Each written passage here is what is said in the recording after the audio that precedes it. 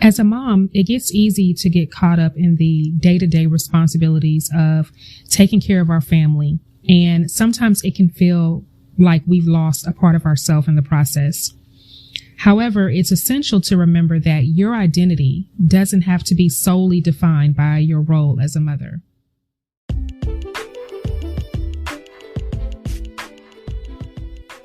Welcome back to Beyond Motherhood with Lakeisha Williams, the podcast that empowers moms each week to redefine their lives through success, fulfillment, and freedom, one conversation at a time. Thank you for sharing your energy, space, and time with me. You're here because you are taking control of your life on your own terms and not letting motherhood define who you are, not waiting for the kids to get older, get out the house, no waiting for this or that to happen. We don't make excuses, we take action so that we can live in our dreams today, not tomorrow.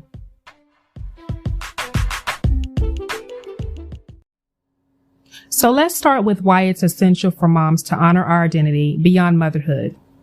We are an entire person outside of our children and loved ones.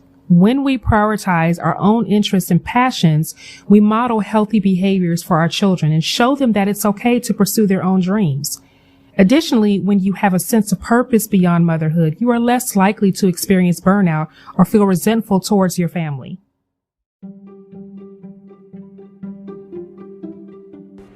Hey, are you ready to start that podcast but don't know where to start or even how to begin?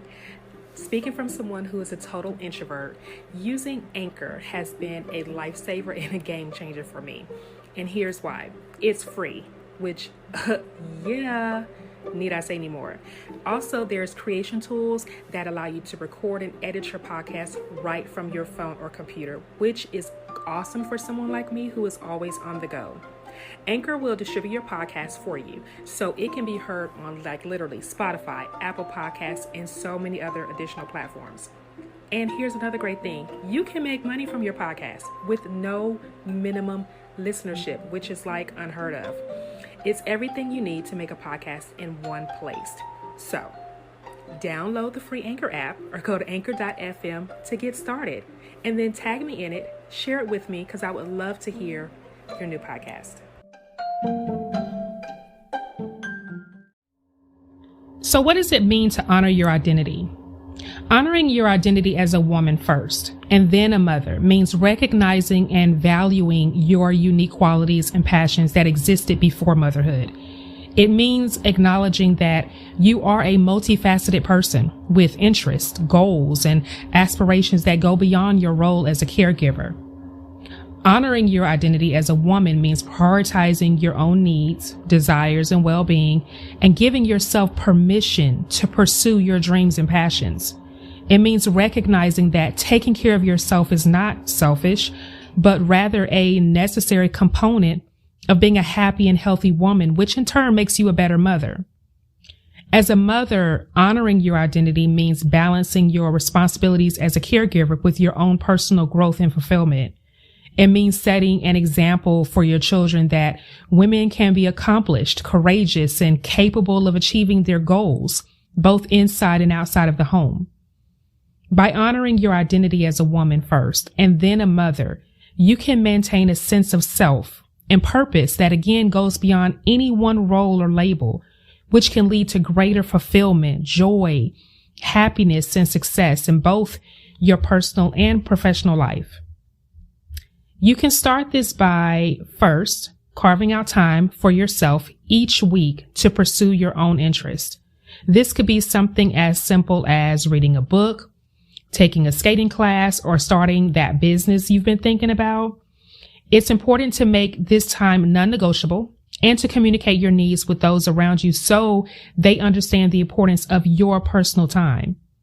I carve out time and put it on my calendar because I deserve to be on the calendar along with all of my other commitments. This helps me so I don't overbook myself or forget to carve out time because it's not a part of my calendar. By putting yourself on the calendar, you are committing to yourself.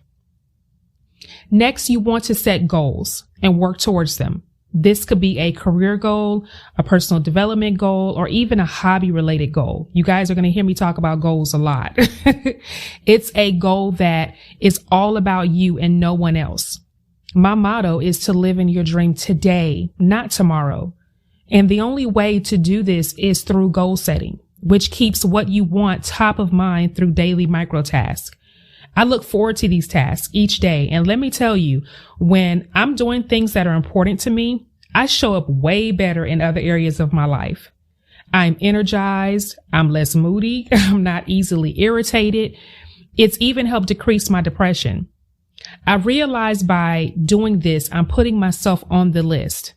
When you sit down and really think about it, everyone else makes the list every single day. So it's about time that you put yourself on the top of that list.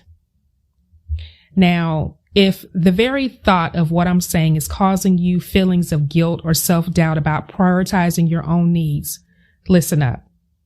Number one, what you're feeling is actually pretty common. We are always thinking about how everyone else feels, and we don't want to do things that will make us seem selfish. But here's the truth. Honoring yourself is not selfish. It's one of the most healthiest things you can do for yourself and those around you. This took me a long time to get the hang of. At the age of 19 years old, I became a mom.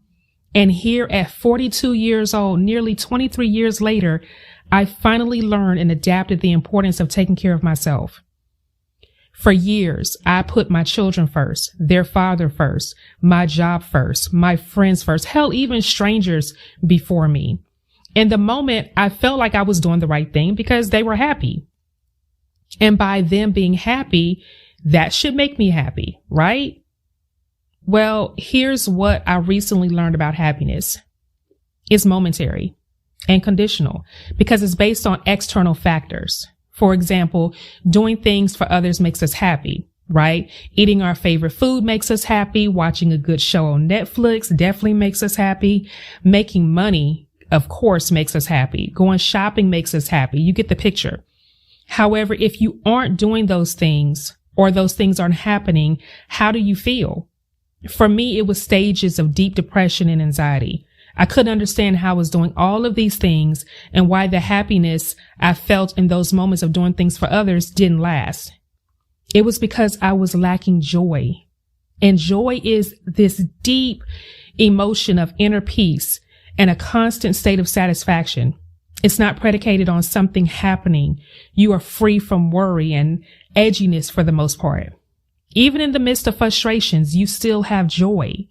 This was a huge challenge for me to grasp. However, once I made the commitment to myself to honor me and what I wanted, there was no going back.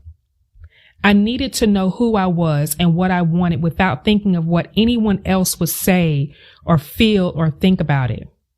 Once I identified and defined what that was, I started taking steps towards making it a part of my daily routine. Now, I'm going to tell you, when you start honoring you, you'll be surprised at who may leave your life as a result. And even in those moments, you have to decide, do I sacrifice my joy for their happiness? Is their presence in my life a healthy one? For me, it's a hell no. Every day of the week and twice on Sunday. I know now how to not sacrifice my joy to make others around me happy. And yes, that includes my children. Our children don't belong to us. We are stewards over them, to love them, teach them, guide them, and prepare them for life. They are individuals with their own mind and identity just like us. By no longer sacrificing the peace of mind, tranquility, and freedom that I fought so hard for, I can be a healthier steward over them. I honor myself unapologetically. I honor my dreams unapologetically. I love myself unapologetically. And with that understanding, you allow people in your life who honor and respect you in that way as well. To overcome the feelings of guilt or self-doubt you may have, it can be helpful to reframe your thinking. So instead of thinking of honoring yourself as a luxury, think of it as a necessity. Remember, you are setting a positive example for your children and those around you by showing them the importance of taking care of yourself. Also, Don't forget to practice self-compassion. Treat yourself with the same kindness and understanding that you would offer a friend. Be patient with yourself. And remember that self-discovery is a process, not a destination.